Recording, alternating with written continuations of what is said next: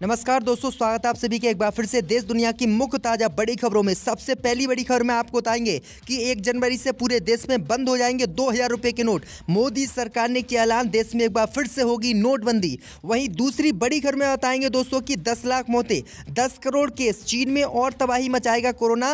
Expert ने दी चेतावनी, भारत में भी लगेगा लॉकडाउन। वहीं आपको बताएंगे दोस्तों कि जम्मू कश्मीर से बीजेपी को लगा बड़ा झटका। जम्मू कश्मीर में कश्मीरी पंडितों ने बीजेपी के खिलाफ खोला मोर्चा, कहा भाजपा हमारी सुरक्षा करने में नाकाम।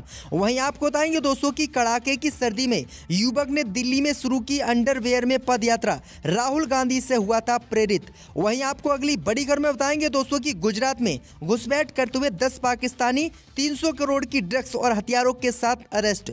वहीं आपको अगली बड़ी खबर में बताएंगे दोस्तों कि भारत जोड़ो यात्रा को लेकर भाजपा को लगने वाला है उत्तर प्रदेश में बड़ा झटका। उत्तर प्रदेश में बीजेपी के नेता कांग्रेस की भारत जोड़ो यात्रा में होंगे शामिल, राहुल गांधी से हुए हैं इंस्पायर। तो दोस्तों सभी खबरों को आपको एक एक कर बताने वाले हैं। वीडियो को लाइक कर चैनल को सब्सक्राइब जरूर कर दें। इसी बीच पर तो दोस्तों अगली खबर की ओर, तो 1 जनवरी से बंद हो जाएगा 2000 रुपए का नोट, मोदी सरकार ने किया ऐलान। जब दोस्तों आपको बता दें कि साल 2023 आने में अब कुछ ही दिन बाकी हैं। नए साल के आने के साथ ही देश में कई नियम भी बदले जाएंगे जो लोगों के जीवन में सीधा असर डालेंगे। इन सब के बीच सोशल मीडिया पर ऐसी चर्चा हो रही है कि केंद्र की मोदी सरकार 2000 रुपए का नोट 1 जनवरी से बंद करने जा रही है। सोशल मीडिया पर दावा किया जा रहा है कि 1 जनवरी 2023 से 1000 रुपए का नया नोट आ जाएगा और 2000 रुपए के नोट को बंद कर दिया जाएगा और 2000 रुपए के नोट को बैंकों को वापस लौटाना पड़ेगा। हालांकि सरकार ने 1000 रुपए के नए नोट जारी करने और 2000 रुपए के नोट को वापस लेने से जुड़ा कोई नोटिफिकेशन अभी तक जारी नहीं किया है।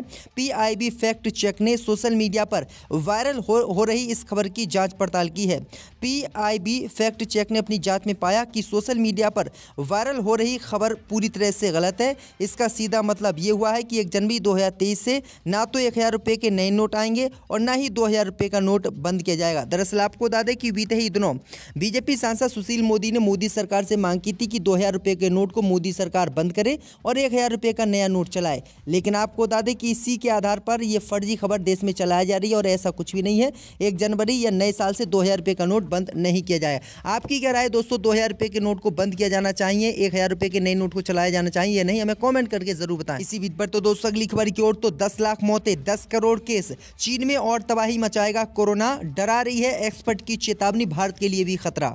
जब दोस्तों आपको बता दें कि चीन में कोरोना के केस लगातार बढ़ रहे हैं। कोरोना वायरस के बढ़ते केसों ने फिर से दुनिया को संकट में डाल दिया है और चिंताएं बढ़ा दी हैं।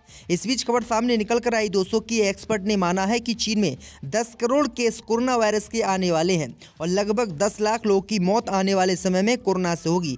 वहीं आपको बता दें कि एक्सपर्ट ने चेतावनी दी है कि भारत में भी कोरोना वायरस बहुत तेजी से बढ़ेगा और इसे रोक पाना मुश्किल होगा। इसलिए भारत सरकार को कोरोना वायरस को लेकर सतर्कता बरतनी चाहिए और अभी से पाबंदी लगाई जानी चाहिए। दरअसल आपको बता दें कि एक्सपर्ट का मानना है कि जो हालात चीन में इस समय कोरोना वायरस को लेकर हैं, वही हालात भारत में भी हो सकते हैं। अगर भारत में ऐसे हालात होते हैं तो भारत को पूरा लॉकडाउन करना पड़ेगा। तो ये बड़ी अपडेट आई दोस्तों कि एक बार फिर से देश में लॉकडाउन लग सकता है। इसी बीच पर तो दोस्तों अगली खबर की ओर, तो बीजेपी सरकार के विरोध में उतरे कश्मीरी पंडित। जब दोस्तों आपको बता दें कि कश्मीरी पंडितों ने एक बार फिर से बीजेपी सरकार के खिलाफ मोर्चा जम्मू कश्मीर में खोल दिया है। कश्मीरी पंडितों ने पुनर्वास के मुद्दे पर जम्मू में सरकार के खिलाफ विरोध प्रदर्शन किया।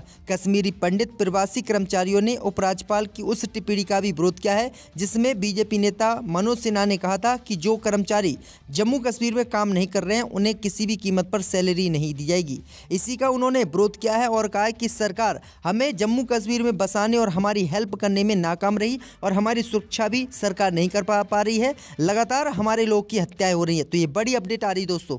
इसी बीच पर तो दोस्तों अगली खबर की ओर, तो कोरोना वायरस को लेकर बोले सपा सांसद, कहा यह बीजेपी का सियासी वायरस।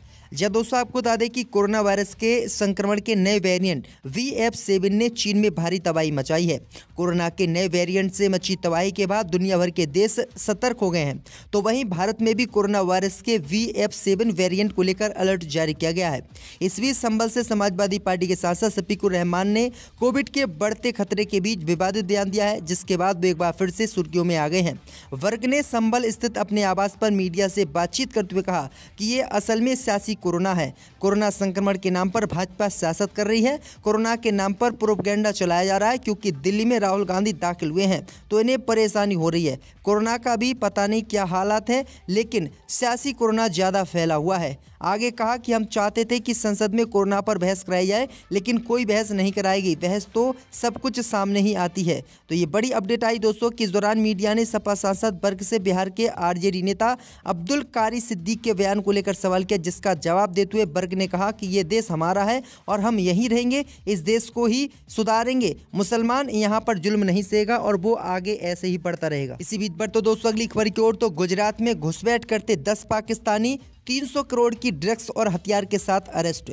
जब दोस्तों आपको बता दें कि पाकिस्तानियों ने ड्रग्स और हथियार के साथ समुद्री सीमा के जरिए भारत में घुसने की कोशिश की। वह गुजरात के ओखा से देश की सीमा में प्रवेश कर रहे थे, लेकिन कोस्ट गार्ड और गुजरात एटीएस ने उनके मंसूबों पर पानी फेर दिया। कोस्ट गार्ड और एटीएस ने आरोपियों को 300 करोड़ रुपए की ड्रग्स और हथियारों के साथ पकड़ा है। ये पहली बार है जब समुद्री सीमा पर हथियार पकड़े गए हों। इस सामान के साथ एटीएस ने 10 पाकिस्तानियों को गिरफ्तार कर लिया है। आरोपियों के पास से 6 पिस्तौल और 120 राउंड मिले हैं। कोस्ट गार्ड ने कहा है कि ये ऑपरेशन एटीएस गुजरात के साथ मिलकर चलाया गया। अल सोहेली पाकिस्तान की फिशिंग बोट में 10 क्रू मेंबर के साथ भारतीय सीमा में घुसपैठ कर रहा था, जिसके बाद कोस्ट गार्ड ने इसे देख लिया और कोस्ट गार्ड ने अलर्ट जारी करते हुए इनको पकड़ लिया। तो ये बड़ी अपडेट आ रही दोस्तों। इसी बीच पर तो दोस्तों अगली खबर की ओर, तो कड़ाके की सर्दी में युवक ने दिल्ली में शुरू की अंडरवेयर में पद यात्रा, राहुल गांधी से हुआ था इंस्पायर। जब दोस्तों आपको बता दें कि कांग्रेस के पूर्व राष्ट्रीय अध्यक्ष राहुल गांधी की भारत जोड़ो यात्रा में कड़ाके की सर्दी में टी शर्ट पहनकर चलने से प्रेरित होकर दिल्ली में सोमवार से एक युवा ने सिर्फ अंडरवेयर में ही राहुल गांधी की पद यात्रा शुरू कर दी है। राहुल झा नाम के 32 वर्षीय युवक ने मजनू का टीला इलाके में ये पद यात्रा शुरू की है।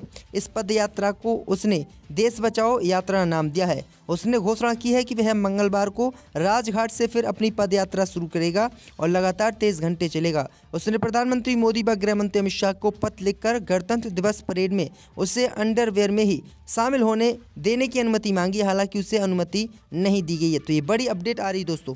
इसी बीच पर तो दोस्तों अगली खबर की ओर, तो वार के बीच रूस से ऐसे उतारेगा ईरान का एहसान, इजराइल को लगी चिंगारी। जब दोस्तों आपको बता दें कि यूक्रेन जंग में मिले ईरानी ड्रोन का एहसान रूस अब सुकोई 35 फाइटर जेट देकर चुकाने की तैयारी में है। दरअसल आपको बता दें कि ईरान और रूस के बीच सुकोई 35 की एक पूरी स्क्वाड्रन के लिए जेट्स मुहैया कराने में अहम डील हुई है। रिपोर्ट के अनुसार रूस की तरफ से 24 सुकोई 35 जेट्स ईरान को दिए जाएंगे। इन जेट्स को असल में मिस्र के लिए किया गया था, मगर अमेरिका ने रूस और मिस्र के बीच हुई उस डील में रोड़ा अटका दिया था। रूस के पास ये जेट ऐसे ही पड़े हुए थे। ऐसे में उसने अपने सबसे करीबी और यूक्रेन जंग में उसके वफादार रहे ईरान को ये जेट देने का फैसला कर दिया है।